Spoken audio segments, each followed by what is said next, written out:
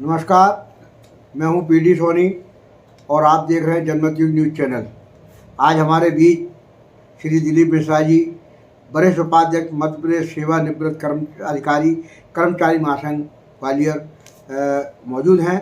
उनसे हम जानेंगे कि वर्तमान सरकार जो पहले से आपकी पेंशनों की समस्याएं थी जिला स्तर पर, उनमें क्या कोई समाधान हुआ है या अब क्या होने की उम्मीद है और आप क्या मांग करना चाहते हैं? मैं सबसे पहले मध्य प्रदेश सरकार को बधाई देना चाहूँगा कि वो दोबारा मध्य प्रदेश की सेवा में आए, और दूसरी बात ये कहना चाहूँगा कि सेवानिवृत्त अधिकारी कर्मचारियों की जो उपेक्षा या अपेक्षाएं, दोनों बातें जो वर्षों से चली आ रही हैं वो आज भी यथावत हैं। मैं जिला स्तर ग्वालियर की बात करूं अगर, तो आपने एक उदाहरण देखा होगा कि अभी एक पेंशन शिविर आयोजित किया गया पेंशन कार्यालय के द्वारा, और उस पेंशन शिविर में मतलब सैकड़ों कर्मचारी, हमारे बड़े बुजुर्ग कर्मचारी आए और उनको कोई भी वहाँ पे अटेंड करने वाला नहीं था।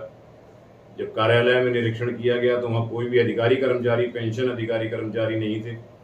इस तरह की अशोभनीय जो दृश्य कभी कभार दिखते हैं, कभी क्या अक्सर दिखते हैं, और जिससे वरिष्ठ कर्मचारी पेंशनर परेशान होते हैं।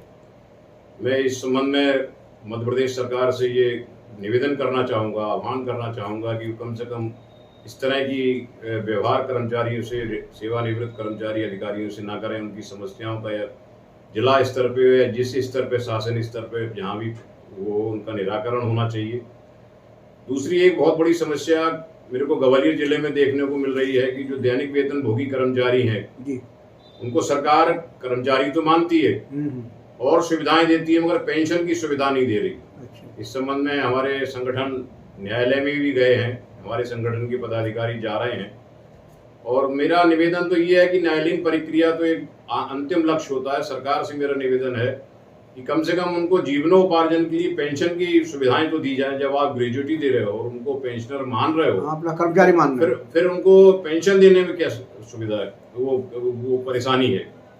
तीसरा एक मेरा बहुत बड़ी मांग है जो वर्षों से हम लोग करते आ रहे हैं, हमारा संगठन करता आ रहा है, कि हमारे अधिकारी कर्मचारियों को आयुष्मान की सुविधाएं दी जाए।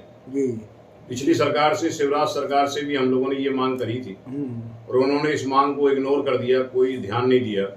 मैं नई सरकार से भी ये अपेक्षा करता हूँ कि कम से कम सेवानिवृत्त अधिकारी कर्मचारियों को आयुष्मान की सुविधा दी जाए।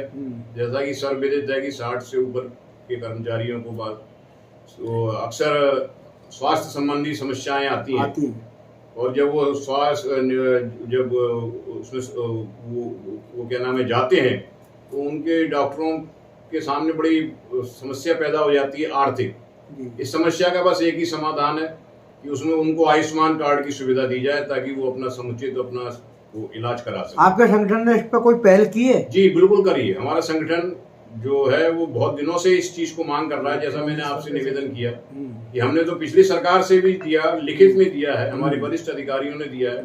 माननीय पुरोहित जी के नेतृत्व में हम लोगों ने कई बार इस तरह शिवराज जी से व्यक्तिगत चर्चा भी की थी और उन्होंने सहमति भी व्यक्त करी थी, मगर उसके बाद भी वो सुविधाएं आज तक नहीं दी गई।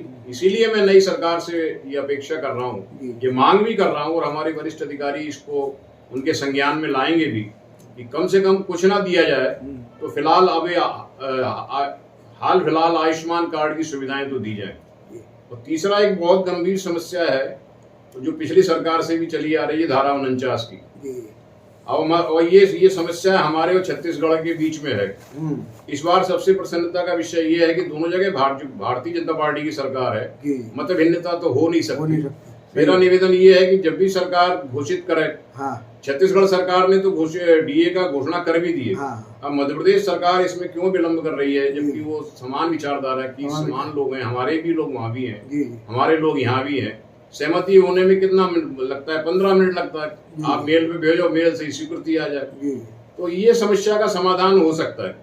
जो पिछले सरकारों से बहुत परेशान थे क्योंकि विपरीत विचारधारा की सरकार थी, इस सरकार को सहयोग नहीं करती थी, ऐसा इस सरकार का एक बहाना था। मगर अब तो ये बहाना रहेगा कि हमारे ही लोग वहाँ हैं, सही बात है। तो ये इन सब समस्याओं को समाधान करके हम अपने सेवानिवृत्त अधिकारी कर्मचारियों को सम्मानपूर्ण जीवन जीने का एक अवसर दे सकते हैं और देना चाहिए, नैतिक दायित्व है।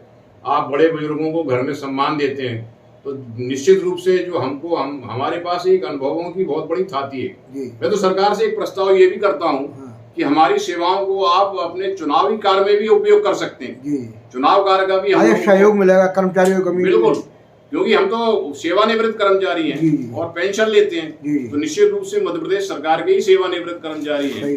और जब कभी हमारी सेवाओं की ऐसी आवश्यकता पड़े तो बिल्कुल जिम्मेवारी से हम लोग उन सेवाओं में राष्ट्रीय हित में वो काम करने को तैयार है।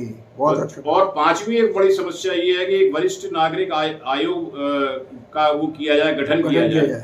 जिस तरह आपने तमाम और संगठनों का राज्य मंत्री स्तर का आपने आयोग बना रखे हैं, समितियां बना रखी हैं, ऐसी वरिष्ठ नागरिक सेवा समिति भी बनाई जाए, जिससे वो समिति आपको अपनी रिकमेंडेशन दे। सरकार को इससे सुविधा होगी। मैं सरकार को पुनः बधाई देता हूं और अपनी समस्याओं पर गंभीरता पूर्वक विचार करने का अनुरोध करता हूं। नमस्कार, जय हिंद, जय श्री राम।